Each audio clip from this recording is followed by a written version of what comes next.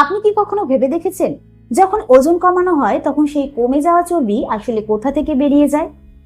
আপনি হয়তো ভাবতে পারেন এটি ঘাম অথবা টয়লেটের মাধ্যমে বেরিয়ে যায়, কিন্তু যদি আমি বলি এই দুটো উত্তরের মধ্যে কোনোটাই পুরোপুরিভাবে সঠিক নয়। আর আশ্চর্যের বিষয় হলো 2014 সালে ব্রিটিশ মেডিকেল জার্নালে প্রকাশিত একটি গবেষণায় দেখা গেছে যে অনেক বড় বড় বিশেষজ্ঞরাও এই প্রশ্নের সঠিক উত্তর জানতেন না। তার মানে হাজার হাজার মানুষ শুধুমাত্র এই সাধারণ বিষয়টি না জানার কারণে আজও ভুল পদ্ধতিতে ওজন কমানোর চেষ্টা করে যাচ্ছেন। তাই আজকের এই ভিডিওতে আমরা শুধুমাত্র এই রহস্যের উত্তরই জানবো না, বরং এরই সাথে জানবো এমন 5টি বিজ্ঞান ভিত্তিক উপায়ের কথা যেগুলো আপনার জমে থাকা চর্বিকে সত্যি কমাতে সাহায্য করবে। আর শেষে বলবো এমন একটি ভুলের কথা যেটা ইতিহাসে হাজার হাজার মানুষের প্রাণ কেড়েছে, তাই যাতে আপনিও ভুল করেও সেই পথে পা না বাড়ান। নমস্কার, আমি মাধুরী দাস, হেলথ কনসালটেন্ট। তো চলুন শুরু করা যাক। প্রথমে জানি কমে যাওয়া চর্বি আসলে যায় কোথায়। আপনার শরীর থেকে যে চর্বি কমে যায় তার মধ্যে প্রায় 84% কার্বন ডাই অক্সাইড হয়ে নিঃশ্বাসের মাধ্যমে বাতাসে মিশে যায়। আর যে বাকি 16% রয়েছে সেটা জল হয়ে টয়লেট অথবা ঘামের মাধ্যমে শরীরের বাইরে বেরিয়ে আসে। তবে এখানে একটা জিনিস আপনার জেনে রাখা দরকার। এর মানে এই নয় যে আপনি জোরে জোরে নিঃশ্বাস নিলে আপনার চর্বি কমে যাবে। আসলে বিষয়টা এখানে ঠিক উল্টো। আপনি যখন হাঁটেন, দৌড়ান, সিঁড়ি দিয়ে ওঠানামা করেন বা এক্সারসাইজ করেন, তখন আপনার শরীর শক্তির যোগান পাওয়ার জন্য জমে থাকা চর্বিগুলোকে কিন্তু ভাঙতে শুরু করে। আর সেই চর্বি ভাঙার ফলেই শরীরে কার্বন ডাই অক্সাইড তৈরি হয়, যা নিঃশ্বাসের মাধ্যমে শরীরের বাইরে বেরিয়ে আসে। তাই যদি একান্তই আপনার সিক্স প্যাকের প্রয়োজন না হয়, তাহলে আপনার জিমে না গেলেও চলবে। এর পরিবর্তে আপনি প্রতিদিন অন্তত 30 মিনিট করে দ্রুত হাঁটার চেষ্টা করুন। আর এরকম গতিতে হাঁটুন যাতে স্বাভাবিকের তুলনায় শ্বাসটা একটু বেশি ভারী অনুভব হয়, যেটাকে আমরা ডাক্তারি ভাষায় মডারেট ইন্টেন্সিটি এক্সারসাইজ বলে থাকি। তো এটা নিয়মিত করলে জমে থাকা ফ্যাট বার্ন হয়ে আপনার শরীরে শক্তি তৈরি করতে শুরু করবে। এবার এমন একটা জিনিস বলবো যেটা আপনি আজকেই পরীক্ষা করে দেখতে পারেন। আপনার বাড়িতে যদি ছোট সাইজের গাঢ় নীল রঙের প্লেট থাকে, তাহলে আজকের থেকেই সেই প্লেটে খাওয়া চালু করে দিন। কারণ গবেষণায় দেখা গেছে যে বড় প্লেটে খাবার নিলে ব্রেন ভাবে যে অনেক কম খাবার রয়েছে, যার ফলে বুঝতে না পেরে অনেক বেশি খাওয়া হয়ে যায়।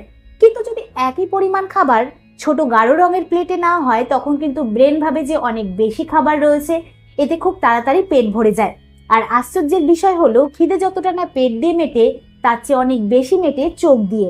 আর একটা কথা, খাবারটা প্রথমে প্রোটিন এবং সবজি দিয়ে শুরু করুন, তারপর ভাত রুটি খান। কারণ প্রথমে যদি আপনি প্রোটিন এবং সবজি খান, তাহলে আপনার পেট তাড়াতাড়ি ভরবে এবং ব্লাড সুগারও নিয়ন্ত্রণে থাকবে, যেটাকে পুষ্টিবিজ্ঞানের ভাষায় মিল সিকোয়েন্সিং বলা হয়। তো এটা তো গেল বাইরের অভ্যাস, কিন্তু আপনার শরীরের ভেতরও এমন একটি জিনিস লুকিয়ে রয়েছে যেটা সরাসরি চর্বিকে গলাতে পারে। যেরকম আমাদের শরীরে 2 রকমের ফ্যাট রয়েছে, একটা হোয়াইট ফ্যাট আর একটা হচ্ছে ব্রাউন ফ্যাট। হোয়াইট ফ্যাট যে রয়েছে সেটা আমাদের কোমর এবং পেটে জমে থাকা অতিরিক্ত চর্বি, আর যে ব্রাউন ফ্যাট রয়েছে সেটা আমাদের শরীরের ভেতর হিটারের মতন কাজ করে। মানে এটা ক্যালোরিকে গলিয়ে শরীরের ভেতর তাপ তৈরি করে, যেটা অতিরিক্ত চর্বিকে গলাতে সাহায্য করে। আর গবেষণা বলছে আমাদের শরীরে যখন ঠান্ডার অনুভব হয়, তখন এই ব্রাউন ফ্যাটটি সক্রিয় হয়ে ওঠে এবং হোয়াইট ফ্যাটকে গলাতে সাহায্য করে। মানে অতিরিক্ত চর্বি কমতে শুরু করে। তাহলে এটাকে কিভাবে কাজে লাগাবেন? স্নান করার শেষে 30 সেকেন্ড যতটা বেশি সম্ভব গায়ে ঠান্ডা জল ঢালুন। কারণ এই ছোট্ট কাজটি যথেষ্ট ব্রাউন ফ্যাটকে অ্যাক্টিভ করে আপনার অতিরিক্ত চর্বিকে গলাতে। এবার বলি এমন একটি অসাধারণ প্রক্রিয়ার কথা, যেটা গবেষণা করে জাপানি বিজ্ঞানী ইয়োসুনেরি ওসুমি নোবেল পুরস্কার পান। যদি দীর্ঘ সময় শরীর বাইরের খাবার না পায়, তাহলে সে খাবারের প্রয়োজন মেটাতে ভেতরে ক্ষতিগ্রস্ত এবং পুরনো কোষের অংশগুলোকে ভেঙে নতুন করে কাজে লাগাতে শুরু করে, যেটাকে বিজ্ঞানের ভাষায় অটোফ্যাজি বলা হয়। এবং একই সময় শক্তির চাহিদা পূরণ করতে শরীরে জমে থাকা বাড়তি ফ্যাটও ব্যবহার হতে থাকে।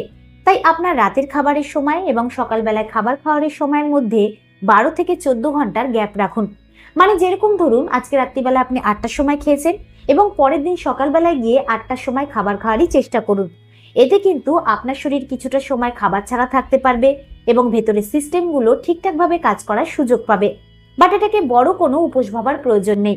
এটা কিন্তু শুধুমাত্র খাবারের সময়ের একটা ছোট্ট পরিবর্তন। তবে হ্যাঁ, যদি আপনার ডায়াবেটিসের সমস্যা থাকে বা অন্য কোনো রোগের সমস্যা থাকে, তাহলে এটা শুরু করার আগে অবশ্যই একবার আপনার ডাক্তারের পরামর্শ নিয়ে নেবেন। তো এতক্ষণ যা যা বললাম সেগুলো তো শুনলেন। কিন্তু এবার এমন একটি জিনিসের কথা বলছি যেটা ঠিক না থাকলে আপনার বাকি সব চেষ্টা ব্যর্থ হয়ে যেতে পারে।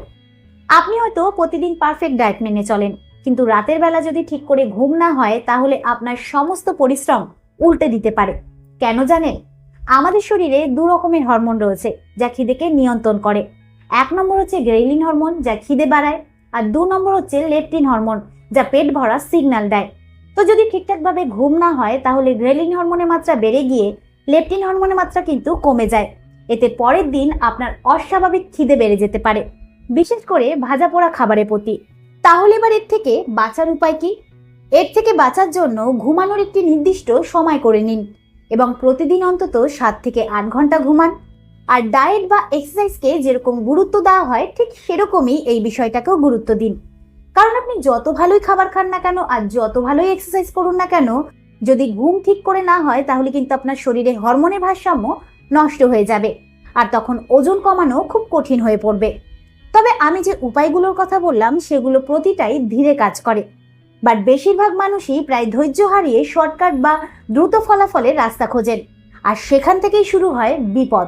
কারণ 1930-এর দশকে আমেরিকায় ডিএনপি নামক একটি কেমিক্যাল ওজন কমানোর ওষুধ হিসেবে খুবই জনপ্রিয় হয়ে উঠেছিল। কিন্তু ভয়ঙ্কর ব্যাপারটি হলো যে এই একই কেমিক্যাল সেই সময় বিস্ফোরক তৈরি করার কাজে ব্যবহার করা হতো, আর এটা শরীরের মেটাবলিজমকে এতটাই বাড়িয়ে দিত যে অতিরিক্ত পরিমাণে খেলে শরীরের তাপমাত্রা 105 থেকে 110 ডিগ্রি ফারেনহাইট পর্যন্ত উঠে যেত। আর এই বিপজ্জনকভাবে শরীরের তাপমাত্রা বেড়ে যাওয়ার কারণে মানুষের মৃত্যু পর্যন্ত ঘটতো। তাই এই ঘটনাই বলে দেয়, যা কিছু তাড়াতাড়ি ম্যাজিকের প্রতিশ্রুতি দেয় তার থেকে সবচেয়ে বেশি সতর্ক থাকতে হয়। তবে আমি যে উপায়গুলো কথা বললাম সেগুলো কোনো ম্যাজিক নয়, কিন্তু নিয়মিত মেনে চললে সেটা সত্যিই ফল দেয়। তো আমি আশা করব যে এই ভিডিওর দ্বারা আপনি উপকৃত হবেন। ভিডিওটি কিরকম লাগলো অবশ্যই কমেন্টে জানাবেন। আজকের মতন এতটুকুই, আবার দেখা হবে পরবর্তী ভিডিও নিয়ে। নমস্কার।